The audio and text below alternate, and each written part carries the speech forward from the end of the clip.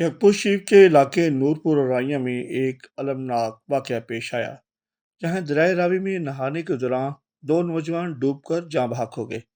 واقعہ اس وقت پیش آیا جب 8 نوجوان میلہ جماعت کے موقع پر دریا میں نہا رہے تھے۔ پانی کے تیز بہاؤ کی وجہ سے 25 سالہ سلمان اور 20 سالہ عبدالرحمان ڈوب گئے۔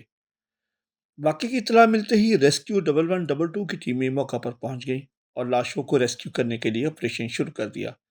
تاہم اندھیرا ہونے کی وجہ سے تلاش کے عمل میں مشکلات کا سامنا ہے۔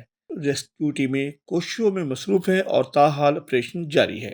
مقامی حکام نے عوام سے دریا میں نہاتے وقت احتیاط برتنے کی اپیل کی ہے، خاص طور پر پانی کے تیز بہاؤ کے دوران۔ اس واقعے نے علاقے میں غم کی فضا ہے اور مقامی لوگ متاثرہ خاندان سے اظہار تعزیت کر رہے ہیں۔